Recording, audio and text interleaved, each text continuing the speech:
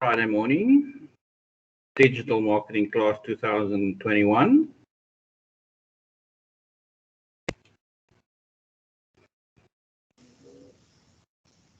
Good, and sir? I cannot complain. I'm thankful it's weekend. I have felt better. I was up all night with a stomach bug, but I think these things do happen when we change climates. But I think it's more something that I picked up in India on a cricket excursion a number of years ago, because it sort of revisits me every May. That's usually to me an indication that it's change of season and that it's May. But no, all good. Oteng, I'm glad that you're back. Have your problems with power been sorted now? Yes, sir. He came back this morning around 2 a.m. Oh my word! How did you cope this week? Was it obviously it was rather challenging, because a week without power, I can just imagine. It was okay. I've been a month without power, so this is sort of just living life. But yeah, take Amber's advice. We're all reasonable people, but as I think I've expressed myself previously, if we don't know that you are experiencing problems, then we can't assist in fixing them in whatever regard we can. So yeah, email Mr. T. He's a very understanding individual. He was visiting Gauteng this week as well since Wednesday, and hopefully he hasn't experienced in the area that he was similar challenges with power. But no, we're all reasonable individuals, so please, yeah, take her advice and chat to him and explain the situation. He should be fine with that. Everybody else, any other challenges that got you through the week? I mean, at least you are here now. That's a good sign. The previous group I had, oh my word, they were already in weekend mode. They was absolutely the least responsive they've ever been. And yeah, I think we're all tired. That's that time of year. It's that time of a semester that we are very tired. It's assignments coming in, it's tests that you're writing and everything. And let me just start off with that. If you, I'll relieve you from your anxiety. I have not finished marking all the tests of Tuesday. Don't worry. It is a time-consuming effort, because yeah, it's big groups. We're thankful for that. But I'm grading 89 assignments and not wanting to make mistakes, because you don't want to repeat yourself. Just take a bit longer. So guess what I'll be doing for the rest of the weekend? My objective is to be finished with all the marking.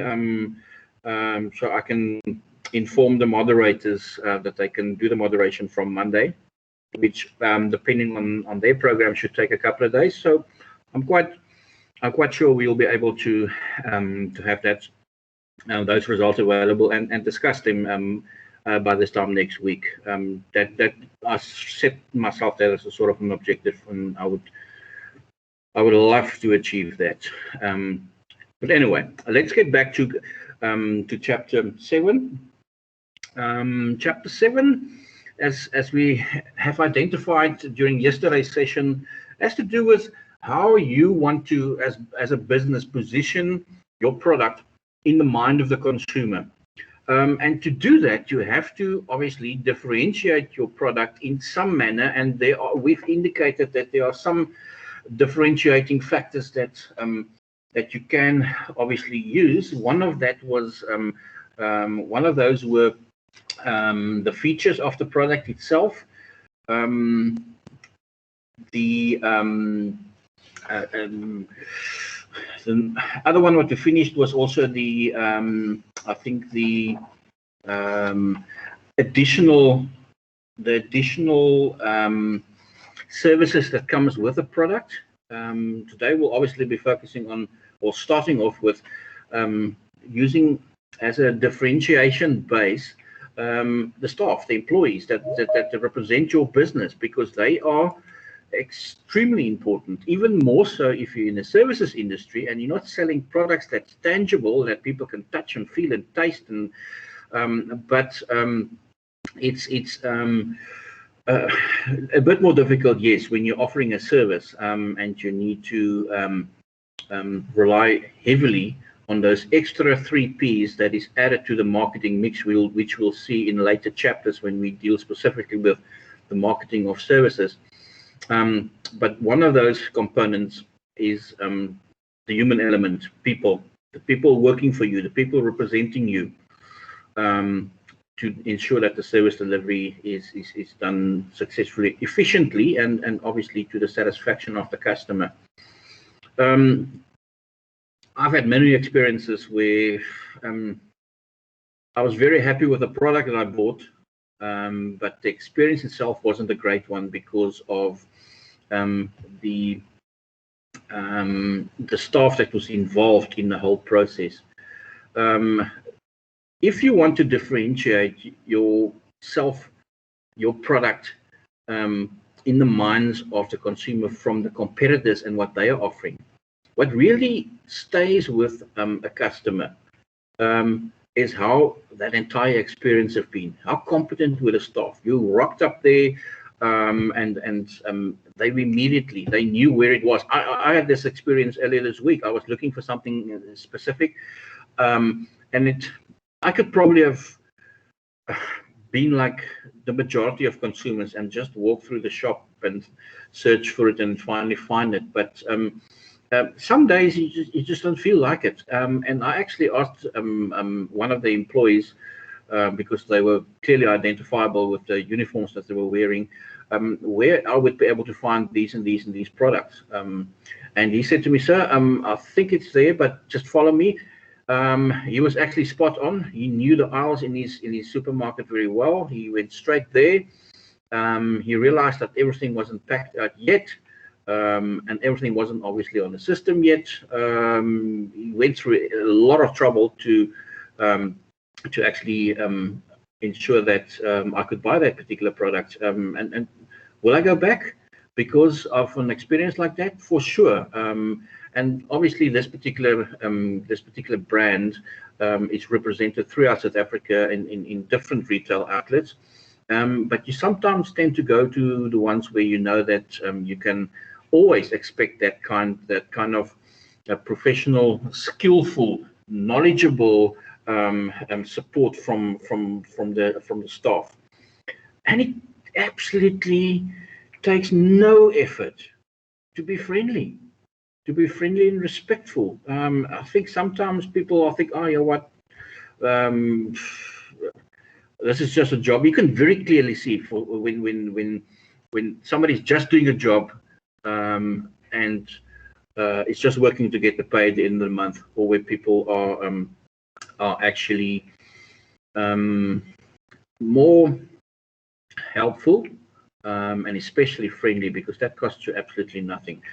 I think it actually takes you less muscles. You use less muscles to smile than you actually use when you frown. So it should be easier for us to be friendly.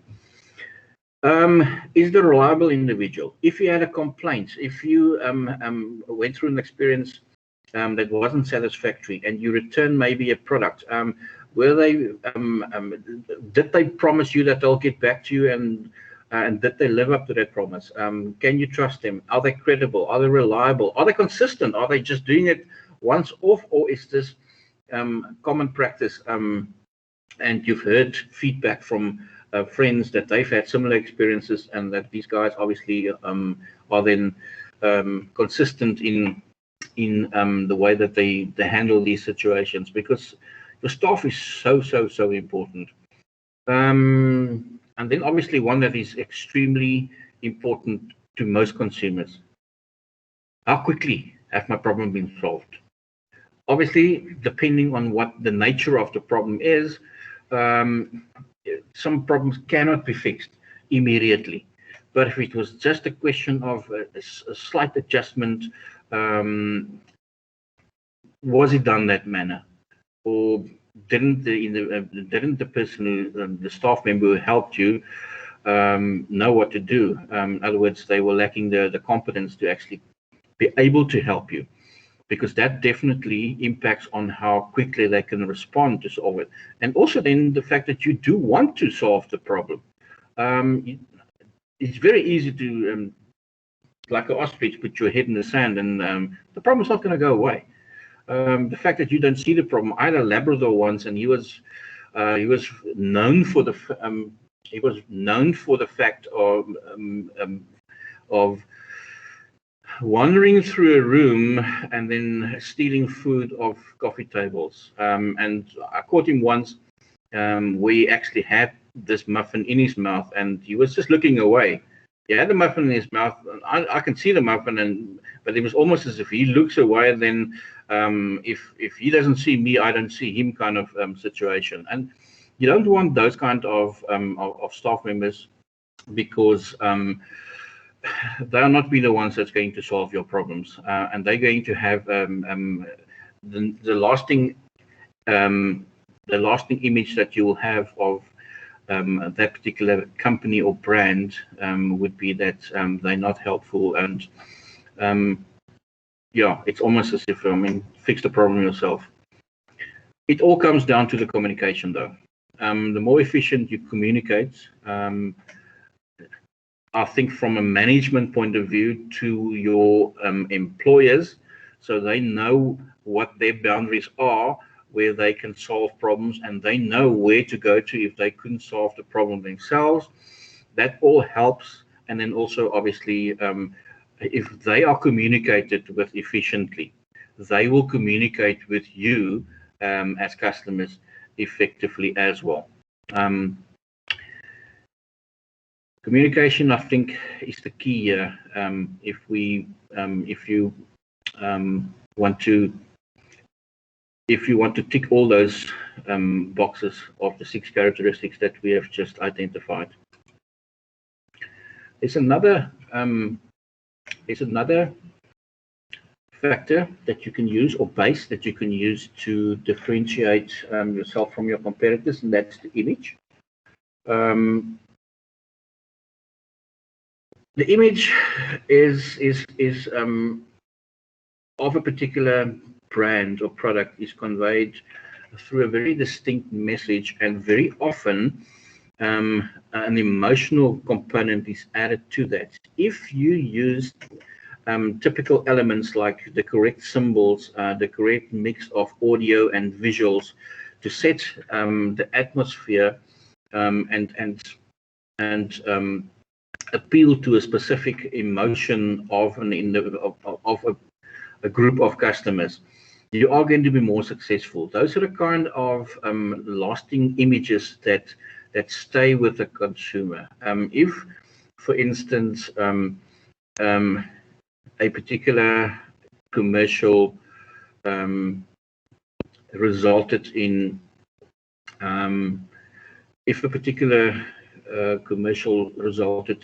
you displaying a specific emotion, it definitely will have a more lasting effect, and that's what the whole positioning exercise is about, to find that place in the consumer's mind. If they can reflect back on that, and very often when you use commercials and communication methods that they can relate to, because it's real, using identifiable people in commercials, for instance, is a good example. Then that image become a more lasting image, and that's what you're after. No problem, Lungela. I'll make sure that when we do attendance, when I update my attendance register, that I mark both of you present. Don't worry. Thanks. Right. Now we've looked at basis of differentiating. Now that is how you differentiate your product from the competitor's products. But we also, in conclusion of this particular chapter, are going to be looking at basis for how you position your products and what you can use as a base to position yourself or your product in the mind of the consumer. I'm not going to go through a great lot of detail. I'd much rather focus on examples of particular products to highlight each of these concepts. or basis of positioning, sorry. Right. People buy products very often, mostly, I would say, because of a particular attribute or feature that that product has. I think that's probably normally why products, why customers buy a particular product. The example I've used, for instance, is Windhoek Lager. They've positioned themselves as a natural beer, no additives in the and preservatives used in the brewing process. And I think of late they've used the it's made of the right stuff kind of slogan, and that is important to people, and especially if there are people with certain medical conditions, they need to know that it's safe to use a particular product. So very often businesses use this particular approach to position their products by highlighting the particular feature that a product has, as opposed to what your competitors offer. However, customers buy products because they want to satisfy a need. So, in other words, if there's no benefit in you buying a product, then or the greater the benefit is that you will experience from buying a particular product, the better.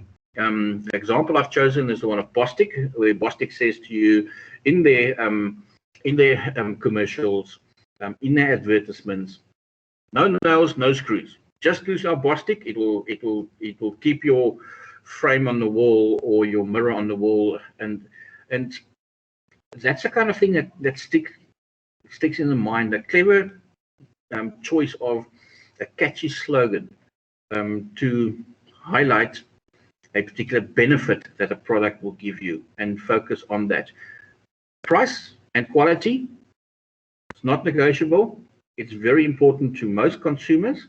I think it's very important to all consumers. There is the perception out in the market, obviously, that a pricier product is a greater quality product. To be honest with you, if you compare your Junior Janelli ice cream, for instance, with a normal Nestle, yes, there is probably a difference, but I very much think because of the packaging itself, that image have been created, that it is a more expensive one, and it is a more expensive one if you look at the price and compare the price between the two. Although ice cream in general has become very expensive nowadays, I prefer frozen yogurt. I was fortunate enough to work in the same office park as a company, a well-known company in South Africa, who specialized in frozen yogurts. They always had Friday afternoon specials, so they experimented with new flavors, and I know that if you quickly pop into the factory, then you can actually taste the new flavors. Some of the flavors never made the shelves, but yeah, it is actually it's actually one of the most important things, because price, especially in the general economic climate that we find ourselves globally, the fact that especially household goods, daily consumable goods, have increased significantly over the last number of years, especially over the last year, and I'm not sure if we even have felt the impact of the increase in the fuel prices on the 1st of May. Or prices of food is just cost of living is very expensive. I'll leave it with that. Woolies have positioned themselves as a company that offer high quality products. They are definitely focusing at the top end of the market. Mr. Price have positioned themselves clearly as a very value for money. That's why they call themselves very significantly Mr. Price, because they have positioned themselves in the market as a value for money retail outlet. We can also use, for the particular use of the product, why we buy it, and what we're going to use it for is also a base that can be used for positioning our products. I know that traditionally orange juice has been marketed as a beverage that goes with breakfast, and then obviously your sparkling wines we associate more with celebrations. And then when you have, for instance, for your outdoor people, 4x4 vehicles, they will tell you in their commercials and in the slogans will imply that you can now reach areas that you could not do with a normal vehicle. That's focusing on the application of the product and what you will gain as from it as a consumer. Your product users, specific market consumers in the market. That particular base focuses on the personality, also the type of users. I mean, the surf shop specifically focuses on people who want to buy surf-related apparel, and therefore the people who are going to use the product know that there are specialist shops that they can go to purchase. Jewelry is another one, for instance. Jewelry is not used for consumption. Jewelry is used for specific occasions and for specific celebrations and for specific symbols of relationships between individuals. So, you know, if you walk into American Swiss, you're not going to find any consumable goods there. You know that it's watches and rings and bracelets and necklaces that you are. So that basically can use the person using the particular items can be used as a base for positioning. Technology, right at the bottom. Using technology as a base for positioning is usually indication to the customer that you are very much cutting edge when it comes to your developments. You stay with all the new modern trends. You try and incorporate that into the changes into your into the products and the services that you offer, so the experience of the customer is enhanced. So it is important that that is used. People like that. People, customers enjoy using businesses and buying from businesses who have proven themselves that they are tech savvy. Businesses can also position themselves directly against their competitors, especially if they offer the similar products. I've used Mercedes-Benz and BMW, for instance. Some businesses use the region where they originate from as a base for positioning. Scotch whiskey, Scottish whiskey. A lot of people, it indicates to you immediately. Perrier mineral water as well. We know it's from France. So there are very clear indications in the product, in the commercials, in the communication on where that particular product has originated from.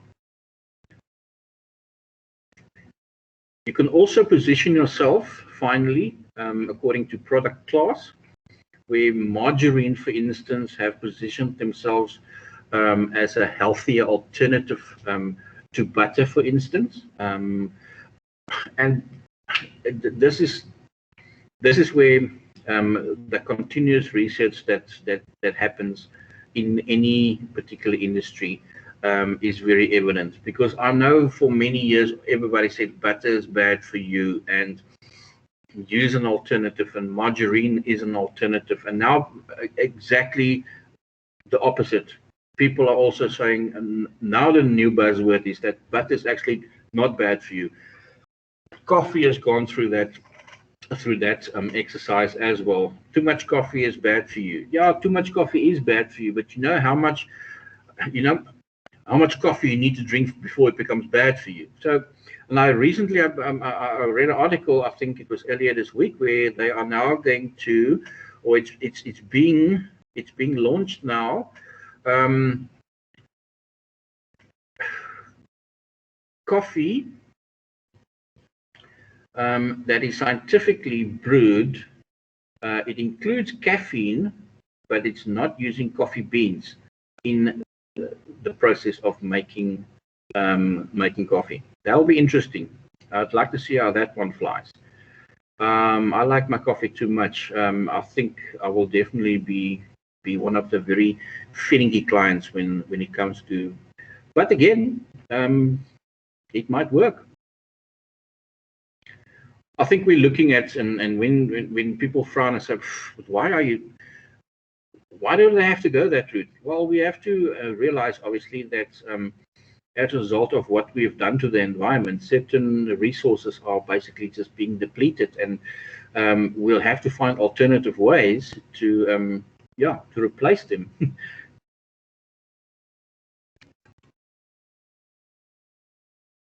Right. Almost done with this chapter. There's 5 steps that we can go through. I'll just quickly go through them because I will not give you this as an activity or an exercise in a test or an exam. But it's just to illustrate that there is a process that, and this is a field that you can specialize in future within marketing itself. The process that you go through when you position a new product or a brand is that you obviously have to firstly establish what product attribute is important to the consumer, and you'll be using positioning maps combined with consumer preference maps to be able to determine that. You also have to secondly find out how the competing brands, how your competitors, how are they perceived by the consumers? Where do the consumers rate them? They'll place them on a positioning map, and you'll choose certain relevant variables, and that to me is more important about this particular section of the work. The final step would then obviously be, once you have positioned yourself, to determine, once you have collected all this information, you now have to decide, where do you want to position yourself? Do you want to position yourself where you've identified a gap, for instance? We'll see when we look at the positioning maps, I think on the next couple of slides. Where do you see a gap, for instance, in this case? If we look at positioning yourself, we'll find that there are definitely certain attributes that customers are looking for, but then we only have a brand A, B, and a C.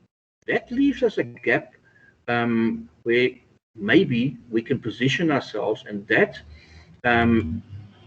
is one strategy that we can follow. We can then go out and manufacture a product that will meet those specific attributes that the customers require, which is obviously absent from the existing products. Otherwise, there won't be a gap in that market. We can then also market at a price, maybe if they are at a price that we, based on the feedback and the research that we've done from the consumers, what they are willing to pay. If they rate prices as a very important attribute, a very important element that they consider before making a buying decision, then we have to ensure that we offer a price that people are willing to pay. That's a whole different chapter in itself in later on in this semester.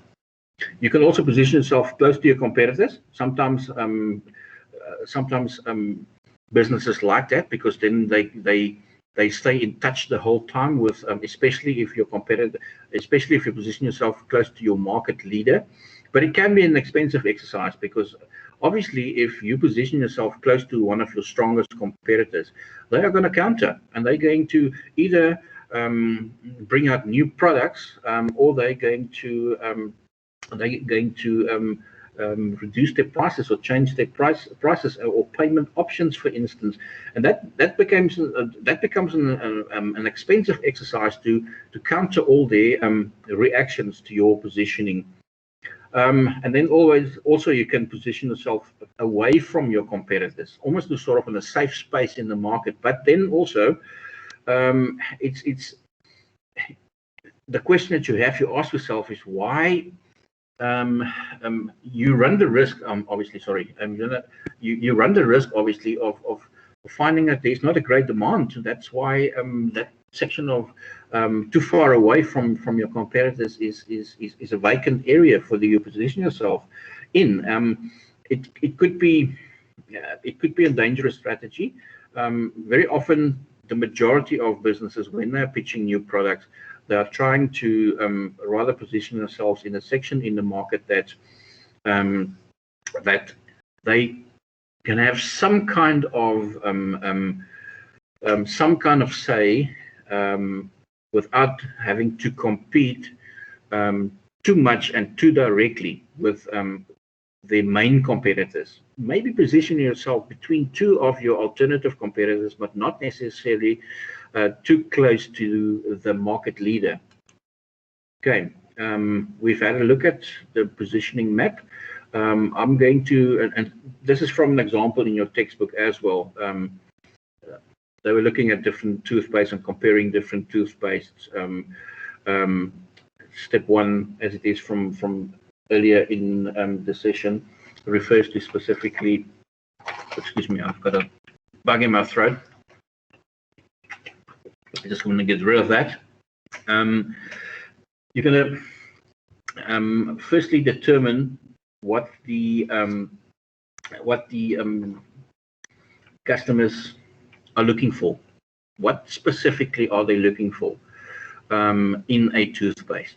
Are they looking, and in this case, they've used two particular features, and that is one that can actually address your tooth decay, and one that has a or another variable is the how well it fights plaque, for instance. If those are the two main important factors for a customer. The second step would obviously be to see where your competitors find themselves. Where have they positioned themselves if we use these attributes? Another example that I've drawn is a positioning map where price and quality was chosen, and different and well-recognizable vehicle brands have been positioned. And I think this was done, or I did this just for support through illustration, what the value of a positioning map can be. Would you say that these brands are correctly positioned? I'm pretty sure that some of these actually Porsche. I would think Porsche is probably, when it comes to price and quality, would probably be higher than Mercedes-Benz, for instance. But again, it's interesting, and it gives you a visual, and it's not just done as an exercise to position a new product that you are bringing into the market, to determine what would be the correct segment to enter so you can still reach your financial objectives.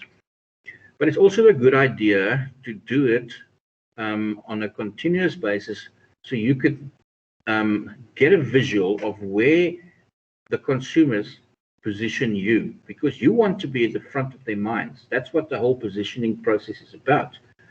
So if you are under the impression that you're offering a high quality product at a reasonable price, but when you do an exercise like this, it actually shows that the consumer feels exactly the opposite to what you think you are offering, and that's usually a red flag for us to reposition a product. Any questions at this stage, anybody? We've been very quiet. I've seen a couple of emails coming through, chats coming through, but anybody else at this stage? Any questions that you have? Any concerns? We all good? Yes, sir. Yes, so Okay, everything's good. Thanks, Oteng. I appreciate it. Thanks. Listen, I think this is the end of the chapter. I wanted to say before the start that we were very close to finishing the chapter previously, but obviously we would not have been able to do it in the time that was available to us yesterday. And I wanted to, at the start of the session, I wanted to show you that, or tell you that we'll finish now, and then we'll take a break, and then we'll resume with the next chapter, rather than just look at the timetable and say, right, let's do an hour, and then we take a break, and then we do another hour, and then we go home and have a weekend. This is where we're going to stop the first session now, because we finished chapter 7. And we'll resume. Let's say, let me have a look at my time. It's 11:01 now. Let's make it 10 past 11. Or do you need a longer break? You've got two choices. We resume at 10 past 11 or at quarter past. 11:10 or 11:15.